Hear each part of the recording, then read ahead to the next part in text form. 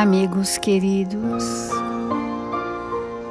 Jesus, bom e amado Mestre, aqui nos reunimos em Seu nome uma vez mais, em torno dos Seus ensinamentos de vida eterna, qual faziam os primeiros cristãos, que se recolhiam para recordar os Seus ensinamentos.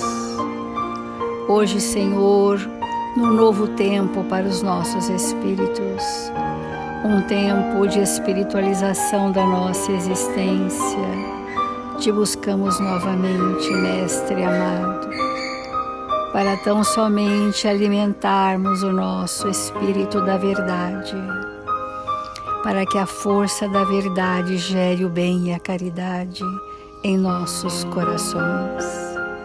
E que nossas ações sejam retilíneas aos seus ensinamentos. Abençoa, Jesus, a humanidade da terra, que as caravanas socorristas arregimentadas pelo seu amor derramem paz e misericórdia onde quer que haja dor, para que todos, Senhor, recebam de conformidade com as suas dores. E é neste contentamento íntimo, que neste ambiente espiritual, ameno e suave, que em Seu nome, Senhor, pedimos que nos sejamos instrumentos dignos e úteis, onde quer que estejamos, a serviço do bem, hoje e sempre. Obrigada, Senhor Jesus, obrigada, amigos queridos, e que assim seja, Mestre.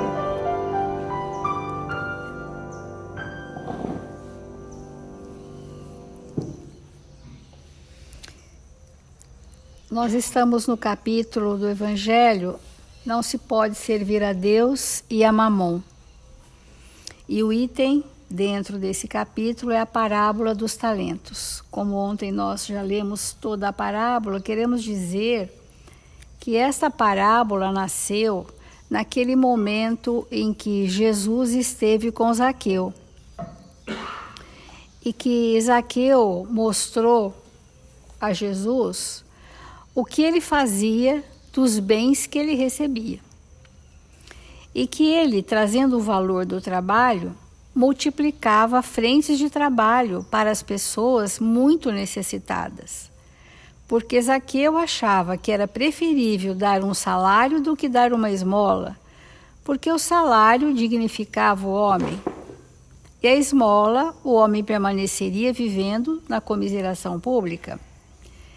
Esse é um pensamento progressista importante de Zaqueu, ao que neste momento, quando Zaqueu disse, e faria muito mais, e daria tudo que tenho, e deu tudo que tinha, e confiou a administração dos seus bens a outros para seguir Jesus, quando Jesus já tinha voltado para o mundo espiritual, Zaqueu, ele percorreu todas as instâncias que os apóstolos percorreram, até que alguém, que foi Paulo, o aceitou como discípulo. E nesse momento, Jesus disse, bom e fiel servidor, porque fostes fiel em pouca coisa, eu vos estabelecerei sobre muitas outras. Ou seja, aquilo que Zaqueu viveu foi uma experiência evolutiva importante que o preparou para jornadas maiores. Então, numa próxima existência, ele receberia novas oportunidades acrescidas, porque ele já tinha experiência, já tinha o valor do trabalho, e já tinha a responsabilidade sobre o próximo. E é assim que os talentos nos são concedidos, de acordo com a experiência prévia que nós trazemos ao longo das reencarnações, para que sejam bem utilizados por nós mesmos a serviço do próximo. É isso que multiplica os dons divinos que nós recebemos.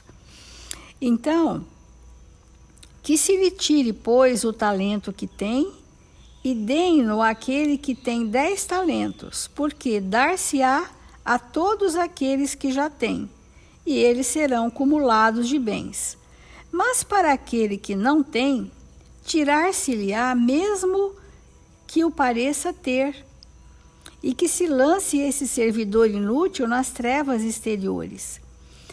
Então, quando você deu um talento, mas a pessoa enterrou, ele pensa ter o que ele não tem mais, o que ele não multiplicou, aquilo não repercutiu naquele espírito. E nós, muitas vezes, temos potencialidades, oportunidades e talentos que nós nem percebemos. Não é que não vamos aproveitar deliberadamente, nem percebemos.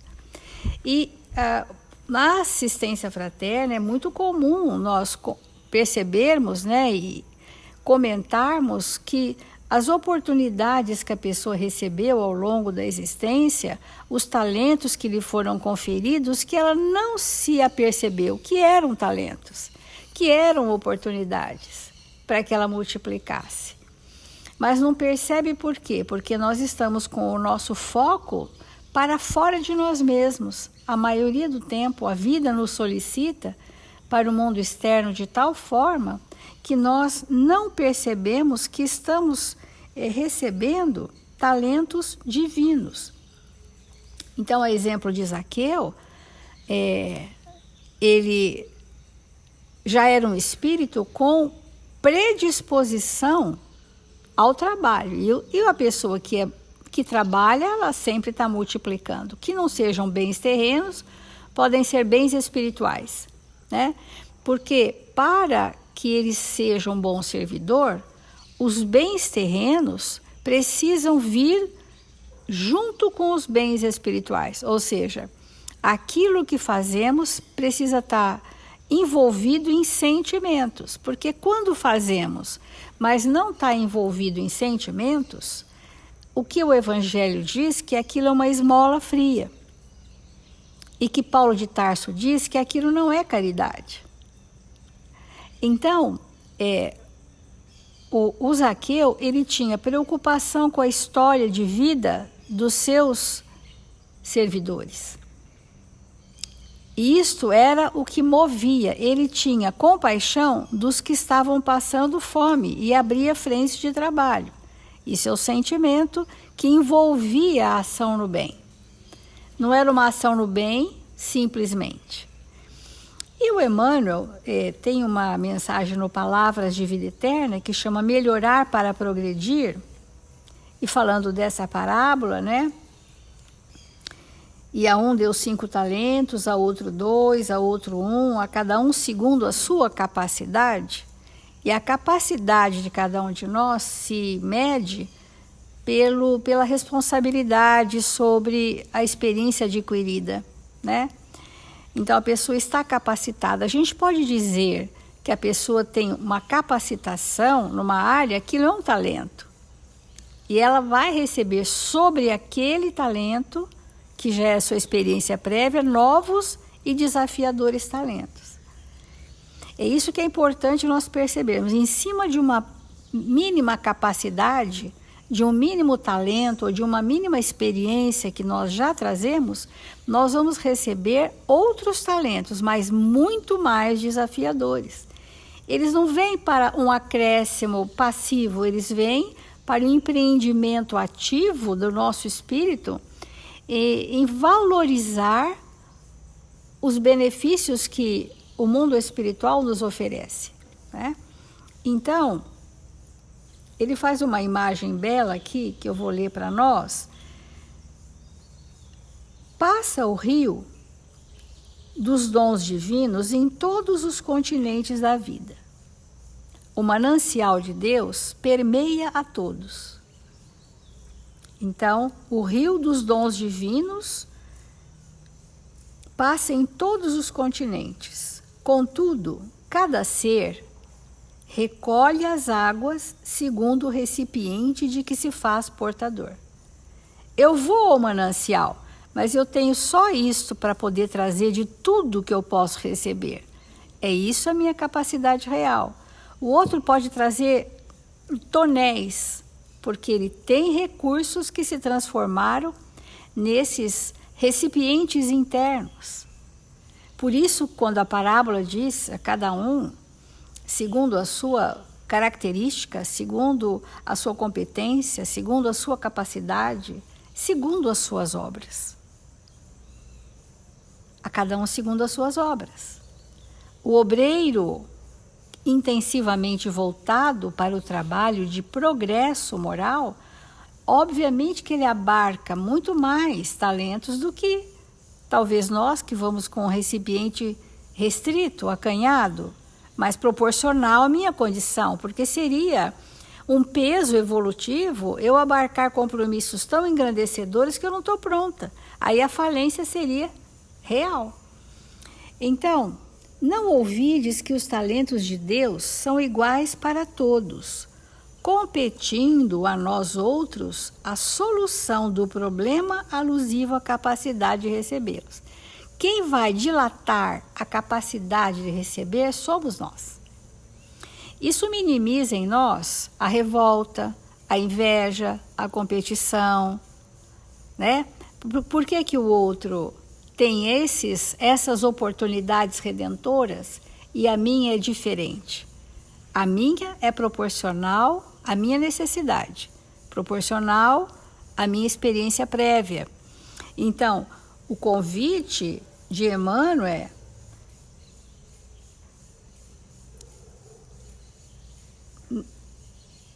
que nós, outros, precisamos solucionar o problema sobre a capacidade de receber. Nós temos que ampliar. Por isso que o tema da mensagem é progresso. À medida que o Espírito progride, ele, dos dons divinos, ele recebe mais, porque são muito mais complexos, mais desafiadores na proporção da sua condição evolutiva. Uma hora anulada na queixa é vasto patrimônio perdido no preparo da justa habilitação para a meta a alcançar. Então, nós perdemos tempo, que é o que a Ana começou ontem a falar, e a gente vai estar falando muito sobre o talento do tempo. Nós perdemos tempo na queixa, tempo na inoperância, tempo na intemperança, tempo na ociosidade. Perdemos um tempo nos vícios. Porque um eixo do espírito é o tempo no espaço reencarnatório. Então, nós temos um tempo nesta existência. Esse tempo, como nós estamos aproveitando? O que nós vamos definir como sendo um feito nosso hoje, nesse dia, neste sábado, e virar a página ao adormecermos, dizendo: hoje eu construí isto, eu multipliquei isto em mim, eu alarguei a minha capacidade para que os dons divinos possam ser melhor aproveitados por mim.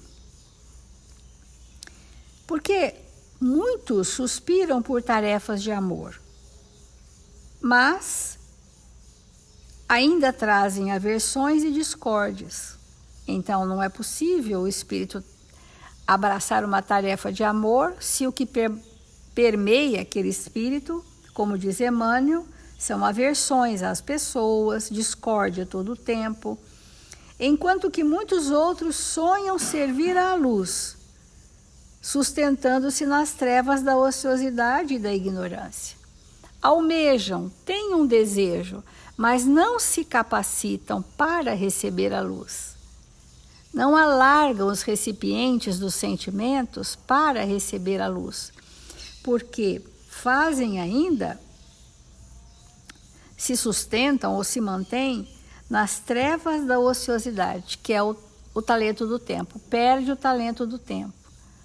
E tudo que nós perdemos como oportunidades reencarnatórias, elas retornarão, mas acrescidas de um ônus, acrescidas das minhas irresponsabilidades, acrescidas das minhas transgressões. Então, elas vêm como situações provacionais.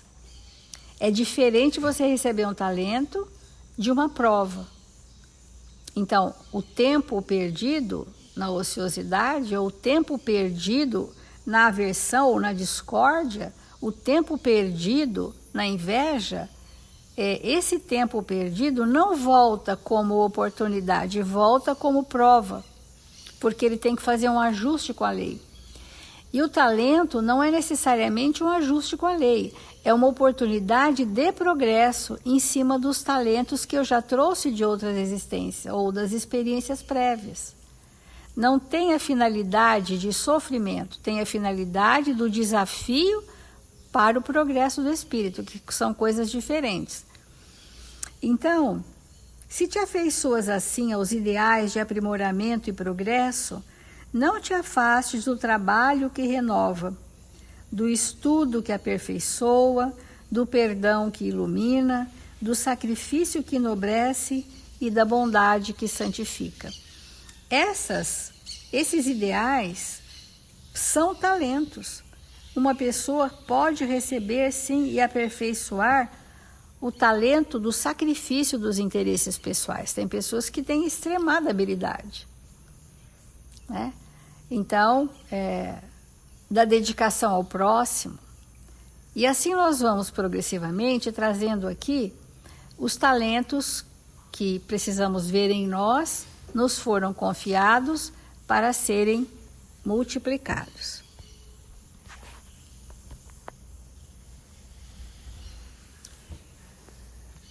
Sempre nós temos que nos perguntar se nós partíssemos hoje,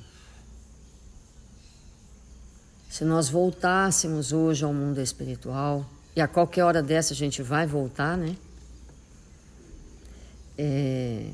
Porque essa é a nossa fase evolutiva.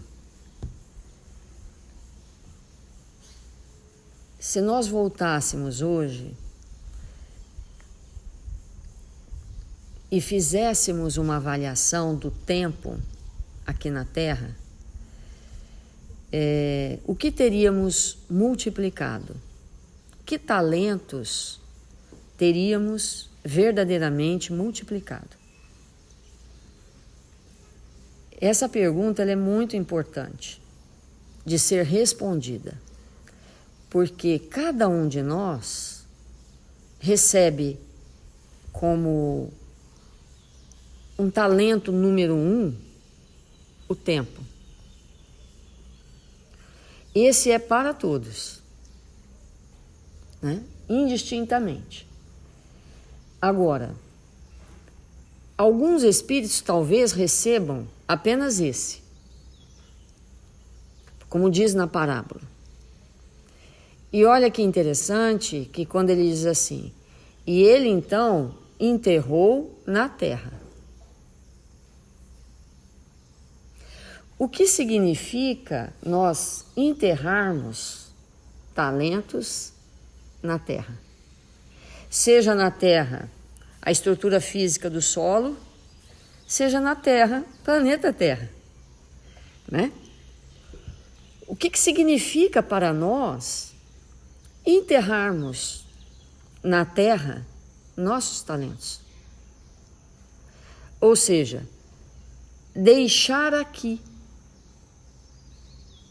aquilo que nos foi concedido para que nós multiplicássemos em espírito.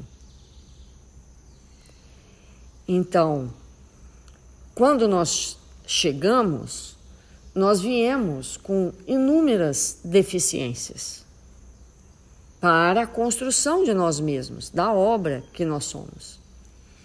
E, obviamente, para que nós possamos construir alguma coisa, nos são dados recursos, que também podemos chamar de talentos. Então, o tempo é um recurso para que o espírito se construa. E, obviamente, quando ele não aproveita aquele tempo para a construção de si mesmo, para o erguimento da sua própria obra, ele posterga essa construção lá para frente, para tempos que ele não consegue precisar, para um tempo lá na frente que é impreciso para ele. Então, se nós aproveitamos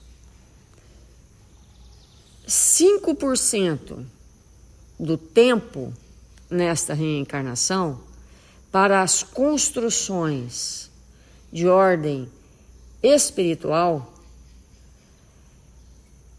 esse 95% que nós perdemos, o que significa isso para nós? Significa que nós estamos esticando para frente o tempo necessário para os nossos espíritos de encarnar. Porque a encarnação, ela é uma lei que atende determinados espíritos numa faixa evolutiva. Então, a gravidade é uma lei que atende a determinados mundos, mas não em todos os mundos há a lei da gravidade. A reencarnação é uma lei que atende espíritos como nós. Estamos submetidos a esta lei. Então vamos ao mundo espiritual como espíritos errantes e ficamos nessa situação até que não precisamos mais reencarnar. Até o momento em que o espírito, ele aprendeu a aproveitar de tal maneira o tempo que ele não vai mais precisar dele.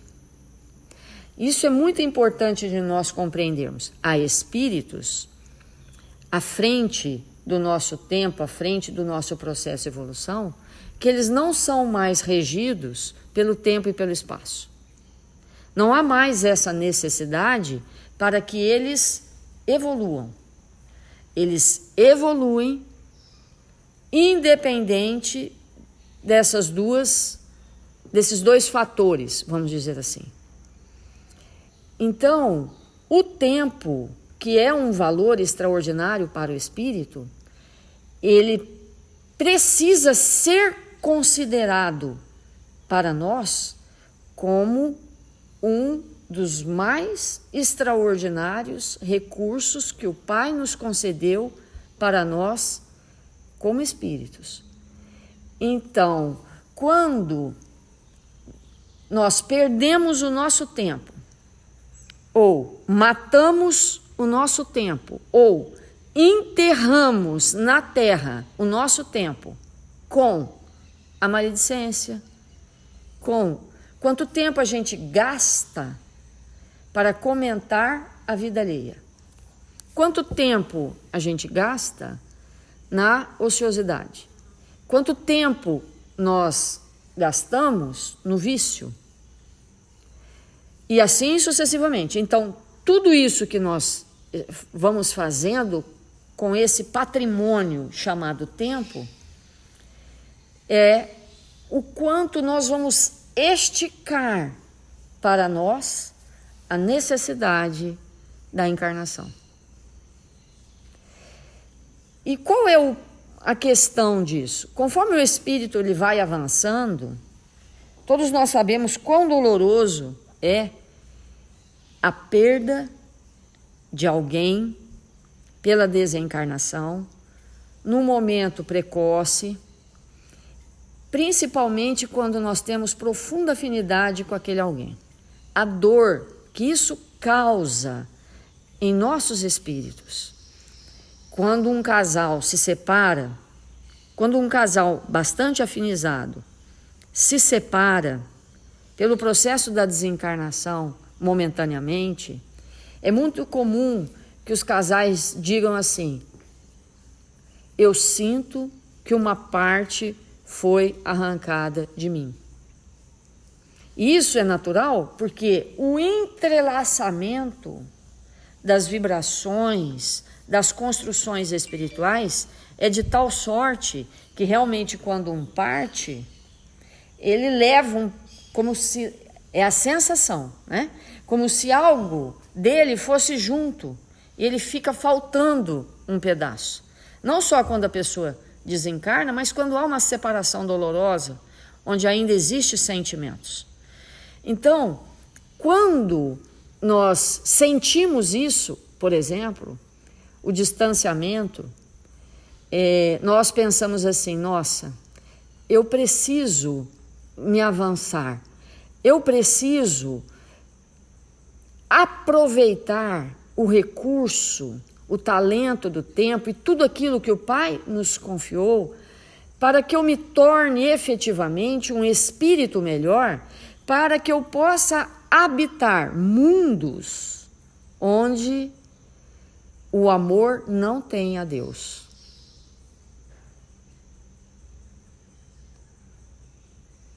Mas isso é uma construção que cada um de nós vai precisar fazer na sua intimidade, porque sabemos que há mundos superiores onde não existe a separação pela desencarnação, onde os espíritos se mantêm ligados. E quando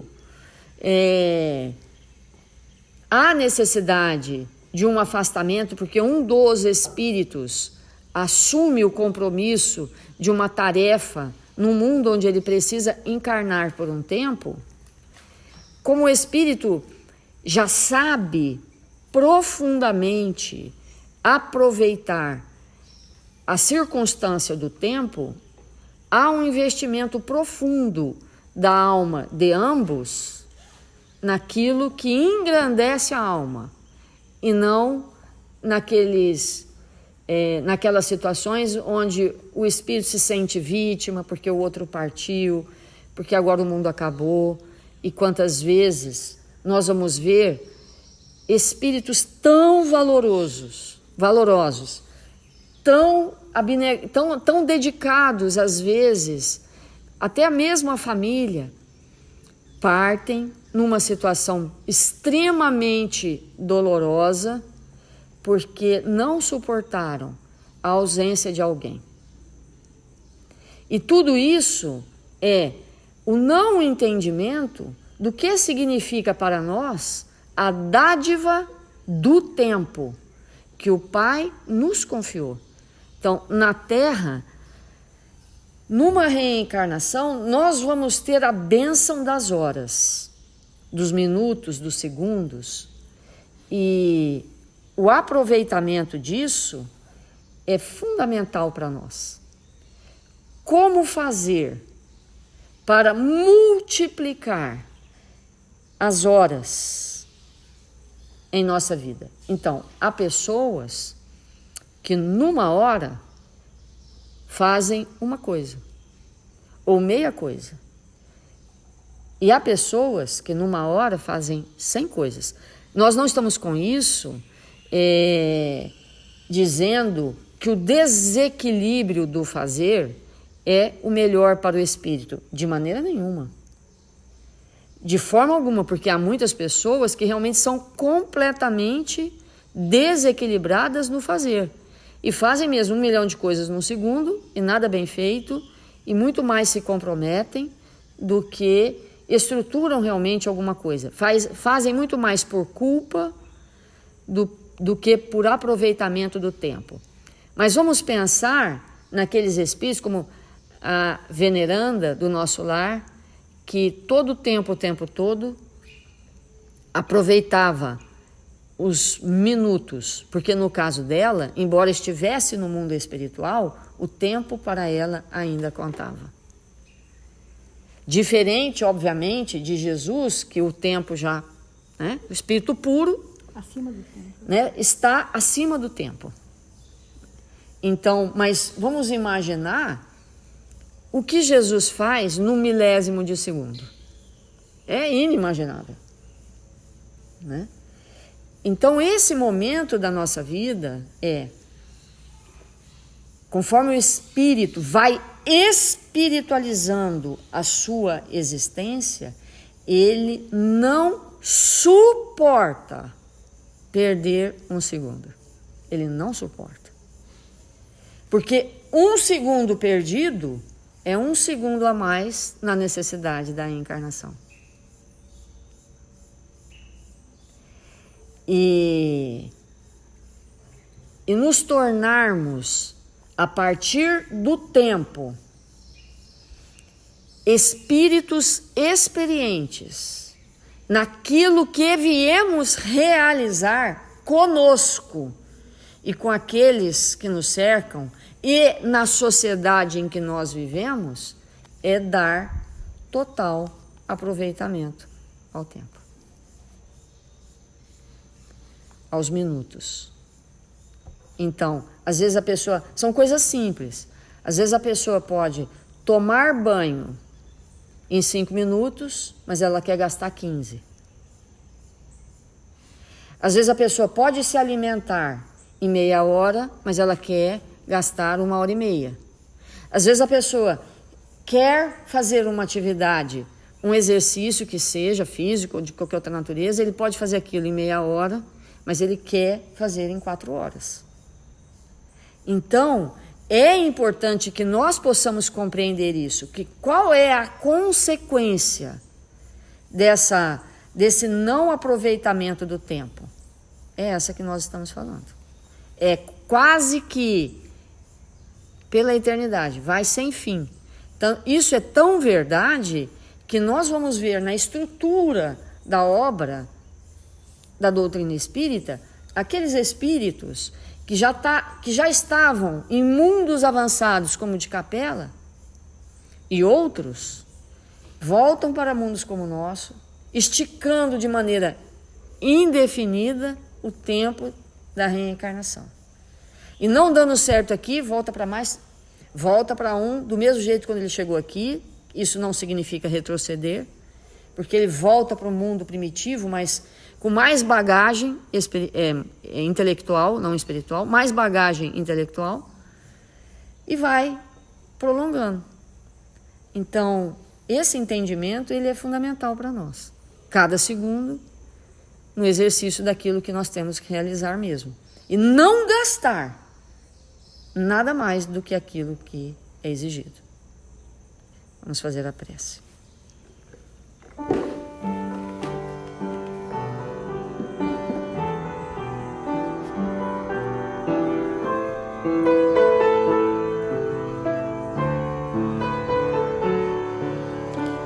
Senhor Jesus,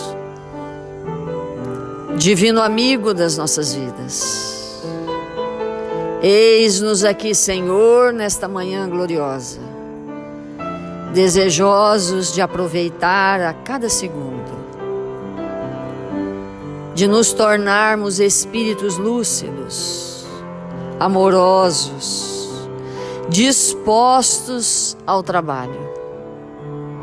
Abençoa-nos, Mestre, que nós não deixemos escoar os nossos minutos na ociosidade pelas nossas supostas limitações. Nós estamos aprendendo, Senhor, que aqui nos encontramos para construir em nossa intimidade a obra que somos nós mesmos. Concede-nos, Senhor, a glória dos minutos aqui na terra, para que possamos nos fazer espíritos melhores e servir cada vez mais. Que nós não detemos o nosso pensamento na dor física ou moral, que possamos superá-las, aplicando o bem, a verdade e tudo aquilo que temos aprendido nos minutos que passam, e com isso nos tornarmos espíritos melhores para servir melhor. Que o Senhor nos abençoe e nos fortaleça. Ampara, Jesus, nossos irmãos queridos de toda a terra, aqueles que estão registrados nos cadernos de vibração da nossa casa e das casas irmãs, mas também aqueles espíritos que estão pelo Brasil, que estão pela América, que estão pela Europa, pela Ásia, pela África, por todos os continentes, Senhor. Ampara nossos irmãos em humanidades que sofrem nesta hora, para que eles possam receber do seu amor e sentirem-se agasalhados pela sua ternura.